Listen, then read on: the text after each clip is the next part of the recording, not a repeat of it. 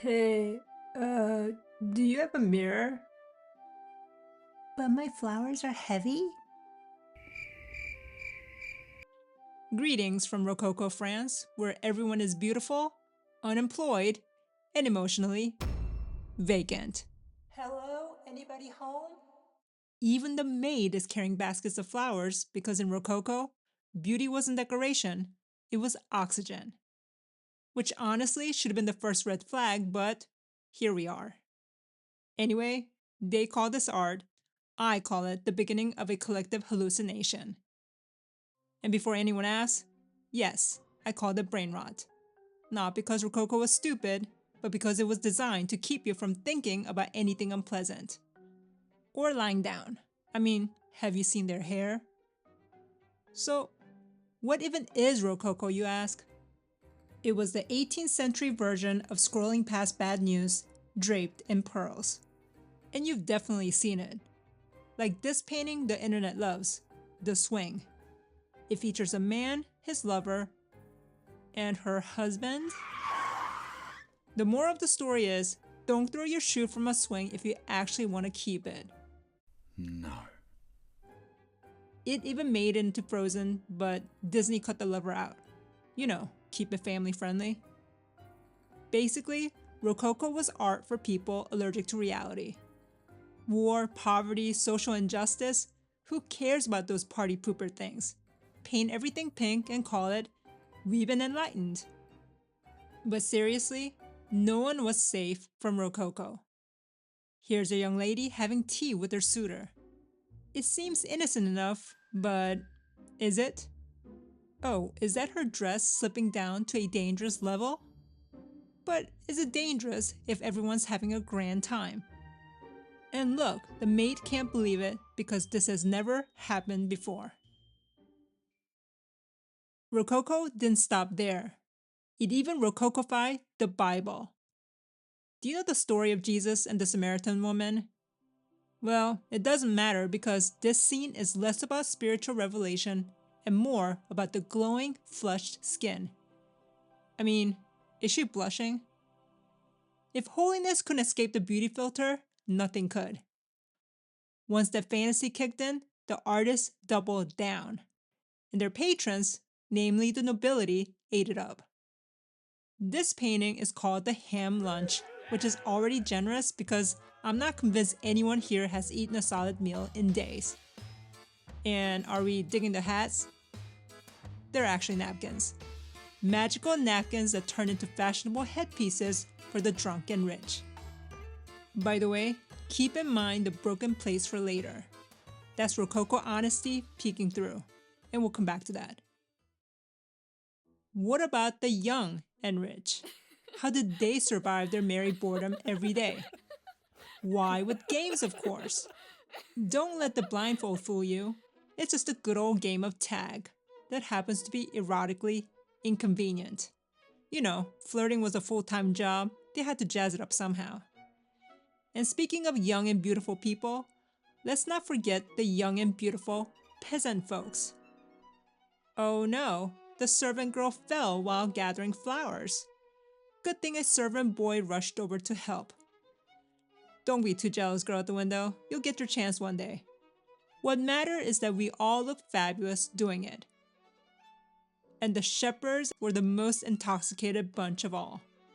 The nobility must have had a real fantasy about how the other side lived because there were so many paintings of them, frolicking under a tree, whispering under a tree, and pretending life is one long sigh under a tree.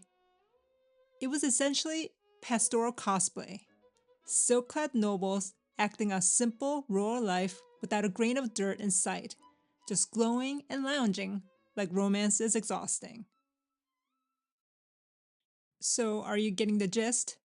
Rococo wasn't really about art or beauty. It was about keeping reality on mute.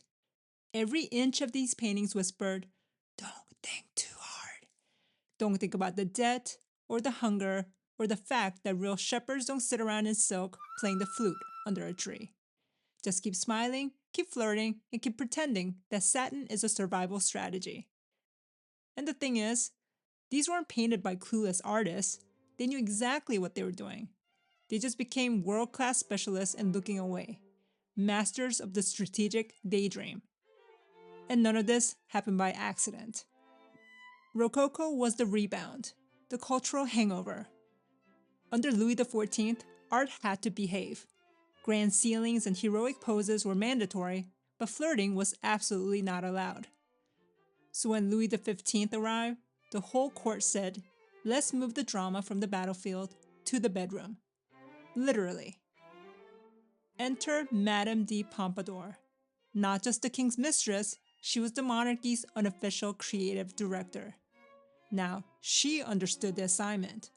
Flirtation was rebranded as diplomacy, and luxury elevated to national policy. Once she set the tone, every painter fell in line. Especially Boucher, her crown favorite. If she wanted softness, he delivered softness you could drown in, by the bucket. I mean, look at this Venus, posed on what looks like an entire upholstery shop rolled into one scene.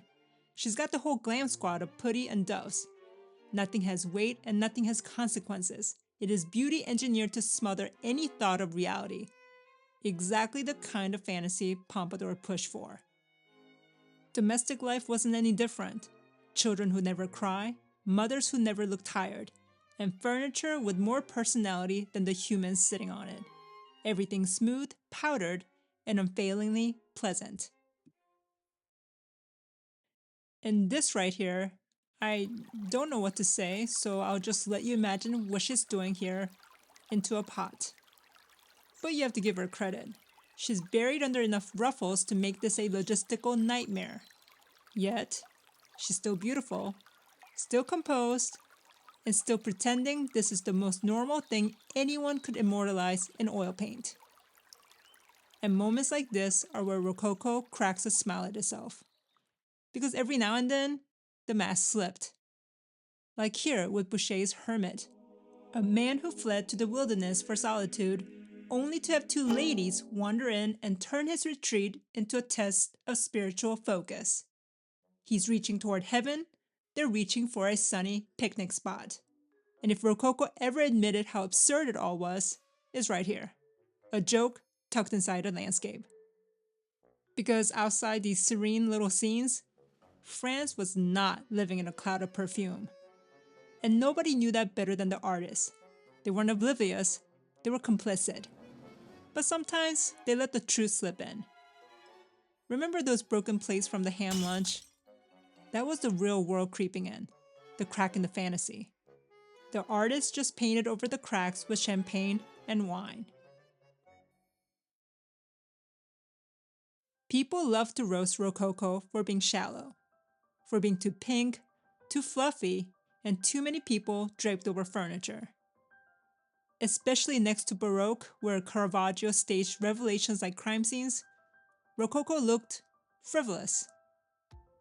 But under all the rouge and teasing and theatrical innocence was a quiet admission. We cannot handle one more serious thing. So Rococo wasn't clueless, it was coping.